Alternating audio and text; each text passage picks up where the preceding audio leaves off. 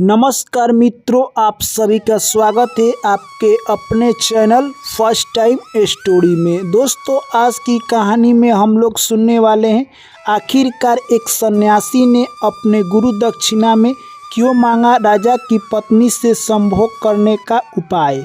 जी हाँ दोस्तों, आज की कहानी सुनकर आपको थोड़ी सी अजब लग रही है, परंतु जब भी इंसान हो या महात्मा या सन्यासी, जब उनकी अपनी ज्ञानेंद्रियां बस में नहीं रहती है तो इंसान भूल जाता है कि वो क्या सही और क्या गलत कर रहा है, वो क्या करने वाला था और क्या कर रहा है।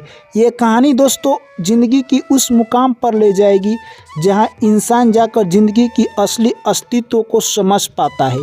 इसलिए कहानी को पूरा अंत तक सुनना। चलिए दोस्तों, कहानी को शुरू करें उससे पहले आप लोग चैनल को सब्सक्राइब कर लीजिए, वीडियो को लाइक कर दीजिए और आप लोग कहानी कहाँ से देखते हैं कमेंट करके ज़रूर बताइएगा। एक गांव था, उस गांव में एक किसान रहा करता था। किसान काफ़ी मेहनती था, वो दिन रात मेहनत करता, जो भी अनाज उत्पन्न होती उसी से अपना जीविका चलाता। किसान के घर एक लड़के ने जन्म लिया। किसान के पास जो भी पैसा था अपने लड़के की जन्म में वो खर्च कर देता है और गांव भर के लोगों को मिठाई बंटवा देता है। किसान बहुत परेशान था कि उसके घर एक लड़का आया है जो कि उसके बुढ़ापा का सहारा होगा। समय ऐसे ही बीतता गया। किसान अपने बच्चे की पढ़ाई के लिए गुरुकुल में भेज देता है। धीरे धीरे समय निकलता गया। वो लड़का गुरुकुल में पढ़ने में काफ़ी तेज था और गुरु का वो प्रिय शिष्य बन जाता है। अब गुरु उससे कोई भी थोड़ा भी काम करना था उससे सलाह लेकर करते, क्योंकि उसके जैसा शिष्य गुरु ने आज तक नहीं देखा था। परंतु समय को कुछ और ही मंजूर था। इधर जो वो लड़का था उसके माता पिता दुनिया को छोड़कर चल बसते हैं। अब वो लड़का कहे तो बहुत चिंतित रहने लगा और कुछ साल तक पढ़ाई करता है और गुरुकुल से वो निकल जाता है। अपने घर पर आता है। घर पर किसी को नहीं देखकर वो काफ़ी उदास था। सोचता है कि इस दुनिया में ज़िंदगी जीने का मेरा क्या मकसद है, मेरा तो कोई नहीं है। अब वह उसी दिन से एक जंगल की तरफ निकल जाता है और सन्यासी का जीवन व्यतीत करने लगता है। वो जंगल में जाकर ज्ञान की प्राप्ति करने के उद्देश्य से अब वो ज्ञान की तलाश कर रहा था। ऐसे ही धीरे धीरे समय निकलते गए। अब वो क्रोध ज्ञान पर काबू पा चुका था, यानी उसे ज्ञान की प्राप्ति हो चुकी थी। अब अपने ज़िंदगी में वो मगन था। उसे सांसारिक दुख और सुख से कोई फर्क नहीं पड़ने वाला था। एक दिन की बात है, वो जिस राज्य में रहता था उस राज्य का राजा बहुत क्रूर स्वभाव का था। तभी वो राजा उस महात्मा के बारे में सुनते हैं तो वो राजा कहता है कि ये कैसा महात्मा है जो किसी भी से मिलता है उसकी लाइफ ही बदल देता है। वो राजा ने स्वयं निर्णय किया कि मैं एक दिन उस महात्मा के पास जाऊंगा और उनसे मुलाकात करूंगा।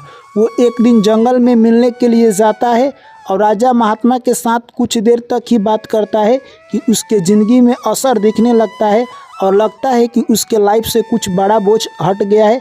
अब वो राजा सोचने लगा कि जिस महात्मा से मिलने से मेरे लाइफ में इतनी उन्नति दिख रही है तो मैं अगर इनके साथ रहूं तो मेरा ज़िंदगी सफल हो जाएगा। राजा ने महात्मा से आग्रह किया कि हे महात्मा, आप मेरे ही राज्य में रहिए, मैं आपको अपने राज्य में एक अच्छी सी कुटिया बनवा देता हूँ और खान पान का वहीं पर व्यवस्था करा देता हूँ। राजा के बार बार रिस्पेक्ट करने से महात्मा ने स्वीकार कर लिया और महात्मा उसी राज्य के एक झोपड़ी में रहने लगे। दिन ऐसे ही निकलते गए। एक बार राजा को दूसरे राज्य में किसी काम से जाना पड़ा। राजा ने एक खाना बनाने वाले रसोइया को रखा था जो कि महात्मा के लिए खाना बनाकर दिया करता था। राजा दूसरे राज्य में काम से चले जाते हैं, परंतु वो रसोइया लापरवाह था। उस महात्मा को 2-3 दिन तक खाना नहीं देता है। इस खाना की तलाश में महात्मा तड़प रहे थे। वो ऐसे ही अपना दिन निकाल लेते हैं। कुछ दिनों के बाद जब राजा पुनः दूसरे राज्य से काम कर वापस आते हैं और महात्मा से मिलने के लिए जाते हैं तो देखते हैं कि महात्मा काफ़ी क्रोधित थे। तभी पूछते हैं, हे महात्मा, आपको क्या हुआ है कि आप इतने क्रोधित थे। तभी वो सन्यासी कहता है कि हे राजन, तुम्हारे राज्य में जिसको तुम खाना बनाने के लिए रखे तो उन्होंने मुझे आज 4 दिन से खाना नहीं दिया है। आखिर वो क्या कर रहा है और तुम्हारे राज्य में वो दिखाई भी नहीं दे रहा है। दोस्तों, इस तरह से कहे तो सन्यासी ने राजा को बहुत सारा डांट फटकार लगाई, परंतु राजा स्वीकार कर लेते हैं और क्षमा मांगते हैं। कहते हैं, हे सन्यासी जी, आप मुझे क्षमा कर दीजिए, इसके बाद मैं आपको गलती का मौका नहीं दूंगा। उसके बाद राजा कहते हैं कि मैं आपके लिए एक ऐसा उपाय करूंगा जिसके बाद से आपको कभी भी कष्ट नहीं होगा। उसके बाद फिर राजा दूसरे राज्य में जाने वाले थे काम को लेकर। तभी राजा कहते हैं कि मैं इस बार किसी को आपके खाना बनाने के लिए और सेवा करने के लिए काम पर नहीं रखूंगा, क्योंकि लोग समय के साथ बदल जाते हैं। इस बार मैं अपने पत्नी से बोल देता हूं, वो आपकी अच्छी तरह से ख्याल रखेगी। दोस्तों, राजा जाते हैं और अपने पत्नी से कहते हैं कि मैं जा रहा हूं दूसरे राज्य में कुछ काम को लेकर, तुम महात्मा जी का ख्याल रखना, खाना बनाकर सुबह में खिला देना और जो भी वो कहे कुछ काम करने के लिए तुम उनका अच्छी तरह से ध्यान रखना।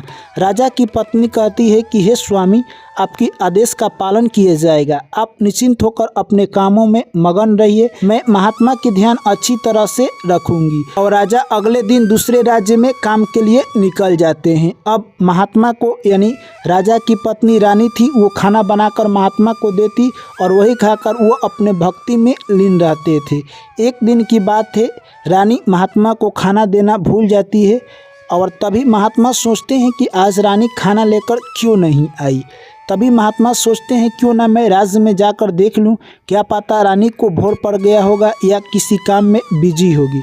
जैसे ही महात्मा राज्य में जाते हैं, रानी दिखाई नहीं देती है और अंदर जैसे ही महल में प्रवेश करते हैं, रानी स्नान कर यानी अपने केस सुखा रही थी। जैसे ही महात्मा रानी के कक्ष में जाते हैं तो देखते हैं रानी के घुंघरूले बाल, पतली कमर और खूब सुंदर जवानी। यह सब देखकर महात्मा के अंदर मानो कि एक बिजली सी चमक जाती है और महात्मा उस रानी के ऊपर मोहित हो जाते हैं और वो उनको अपना दिल दे बैठते हैं। तभी रानी से कहते हैं कि तुम आज खाना लेकर क्यों नहीं आई। तभी रानी कहती है कि मुझे स्नान करने में थोड़ा सा लेट हो गया है, हे महात्मा, मैं आपके लिए खाना लेकर आ रही हूँ। दोस्तों, वहाँ से महात्मा आ जाते हैं। अब रानी के ख्यालों में अब वो डूबे रहते हैं। अब वो सारा अपना भक्ति छोड़ देते हैं, क्योंकि उनकी जो भी ज्ञानेंद्रियाँ थी उनके बस से बाहर हो चुकी थी और महात्मा अब सांसारिक सुख में यानी विलय हो चुके थे। अब उनको खान पान कोई भी चीज़ अच्छा नहीं लग रहा था। इतने ही देर में, यानी कहे तो कुछ दिनों के बाद, राजा पुनः वापस आ जाते हैं और राजा सीधे महात्मा के पास जाते हैं और कहते हैं कि हे महात्मा, आपने क्यों इतना क्रोध कर रखा है और आप कुछ खाना क्यों नहीं खा रहे हैं? क्या मेरी पत्नी ने कुछ गलत कर दिया है? तभी महात्मा कहते हैं कि ऐसा कोई बात नहीं है, तुम्हारे पत्नी ने कुछ नहीं किया है, मैं ऐसे ही खाना नहीं खा रहा हूँ। फिर राजा कहते हैं कि नहीं, कुछ गलत हुआ है, तभी आप नहीं बता रहे हैं मुझे, आप बताने का प्रयास कीजिए, जो भी बात है मैं समस्या का समाधान करूँगा। उसके बाद महात्मा कहते हैं कि मैं एक छोटी सी मन में आशा आ गई है, मैंने तुम्हारे पत्नी को खाना लाने के लिए कहा था, उसी वक्त मैं तुम्हारे पत्नी के रूम में घुस गया, मैंने देखा तुम्हारी पत्नी की खूबसूरत जवानी, पतली कमर और घुंघरूले बाल, यह सब देखकर मैं उसका दीवाना हो गया हूँ और मैं उससे संभोग करना चाहता हूँ। यह सब बात सुनकर राजा थोड़े देर के लिए चौंक जाते हैं और फिर कहते हैं कि यही बात है, मैं अपने पत्नी से राय लेकर आपको बताऊंगा। और राजा सीधे अपने पत्नी के पास जाते हैं और सारी बात बता देते हैं।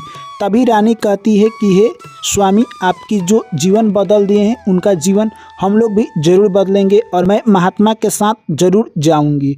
दोस्तों, उसके बाद राजा आकर महात्मा से कहते हैं कि रानी आपके पास जाएगी और अगले दिन कहे तो उस महात्मा के साथ रानी चल देती है। रानी को लेकर वो महात्मा कहे तो एक जंगल में कुटिया में जाते हैं, जो कि राज्य के बगल में ही था। तभी रानी कहती है कि मैं आपके साथ यहाँ पर इस कुटिया में नहीं रहूँगी, मेरे लिए आप एक बड़ा सा बंगला बनवाइए। तभी महात्मा राजा से कहकर एक बंगला का निर्माण अच्छी तरह से करवा देते हैं। तभी उस घर में एक खटिया था जिस पर वो लोग सोने वाले थे। तभी रानी कहती है कि मेरे लिए आप एक पलंग सा मंगवाइए। तभी महात्मा राजा से कहकर एक अच्छी सी पलंग मंगवा लेते हैं। उसके बाद रानी कहती है कि मैं इस गर्मी में नहीं रहूँगी, आप मेरे लिए कुछ पंखा का व्यवस्था कीजिए। उसके बाद महात्मा दौड़े दौड़े राजा के पास जाते हैं और पंखा की व्यवस्था करते हैं। तभी उसी पर रानी सोती है और कहती है कितना सुकून है ज़िंदगी में। तभी जो महात्मा थे उनके दिल के अंदर कुछ अजीब सी बातें चल रही थी। वो रानी के पास जाकर जैसे ही बैठते हैं तभी रानी कहती है कि आप किस दुनिया में आ गए हैं, आप मेरे इशारों पर नाच रहे हैं, जो मैं आपको कह रही हूँ वही आप कर रहे हैं, यानी आप सांसारिक मोह में फंस चुके हैं। दोस्तों यह बात जैसे ही रानी की महात्मा सुनते हैं उनके अंदर एक करंट सा लगता है और वो सोचते हैं कि मैं क्या करने जा रहा हूँ और मैं क्या कर रहा हूँ। तभी रानी कहती है कि आप मेरे नौकर जैसे बन गए हैं, जो मैं आपको कर रही हूँ वही आप कर रहे हैं, आप तो एक महात्मा हैं। तभी वहीं पर महात्मा ने रानी से क्षमा मांगा और कहा कि हे रानी, आप मुझे क्षमा कर दीजिए, मेरा मोह भंग हो चुका था और मैं सांसारिक मोह में डूब चुका हूँ और मेरे आँख के आगे का पर्दा हट चुका है। मैं एक अनर्थ काम करने जा रहा था जिससे आपने मुझे बचा लिया। और वहीं से महात्मा सीधे रानी को लेकर राजा के पास पहुंच जाते हैं और राजा से क्षमा याचना करते हैं। कहते हैं कि हे राजन, आप मुझे क्षमा कर दीजिए, आपकी पत्नी ने मेरी आँख का पर्दा हटा दिया है। और उसी दिन से वहाँ से महात्मा यानी कहे तो राज दरबार छोड़कर जंगल में जाकर अपनी सन्यास की ज़िंदगी व्यतीत करने लगते हैं। तो दोस्तों ये कहानी यहीं पर ख़त्म होती है। आपको ये कहानी कैसी लगी कमेंट करके ज़रूर बताएं और आपने कहानी से क्या सीखा वो भी लिखकर बताएं। दोस्तों ये कहानी हमें यही संदेश देकर जाती है, जिसका जो कर्म है वही करे तो इसके लिए बेहतर होगा। और साधु महात्मा को कभी भी घर में किसी के घर में नहीं रहना चाहिए, क्योंकि उसका सांसारिक कामों में ध्यान भटक जाएगा। इसीलिए साधु महात्मा कहीं शांत जगह पर कुटिया बनाकर जंगल में ही रहते हैं, जहाँ कि वो सीधे अपना प्रार्थना कर सके और अपना ध्यान एकाग्र कर सके। चलिए दोस्तों, कहानी के बारे में आपकी जो भी राय है लिखकर जरूर बताएं। सभी साथियों को मेरा प्यार भरा नमस्कार। जय श्री कृष्ण। राधे राधे।